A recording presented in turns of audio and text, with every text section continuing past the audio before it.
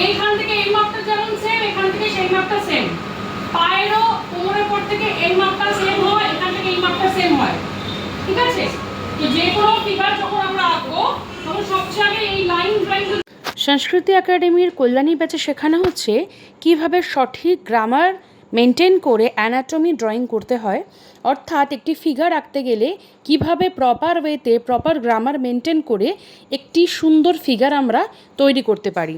আমরা প্রত্যেকে জানি যে একটি সুন্দর ফিগার যদি কোনো বাচ্চা শিখে যায়, সেক্ষেত্রে যে কোনো ল্যান্ডস্কেপ বা যে কোনো হিউম্যান ফিগার দিয়ে ছবি সে আঁকতে পারে।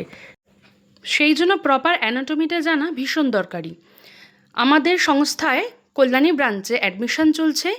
আপনার বাচ্চা যদি আঁকতে আগ্রহী হয়, সেক্ষেত্রে অতি সত্বর আমাদের ব্রাঞ্চে যোগাযোগ করুন।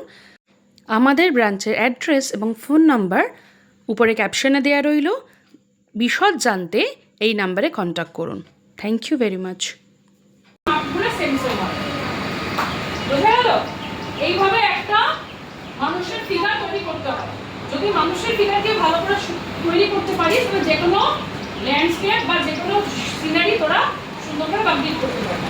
এই যে দৌড়চ্ছে আমি আঁকলাম, তোরা বুঝতে পেরে গেলি কনসেপ্ট তোদের ক্লিয়ার হয়ে গেলে একটা দৌড়লে একটা মানুষ কিরকম তার ফিগার স্ট্রাকচার হয়।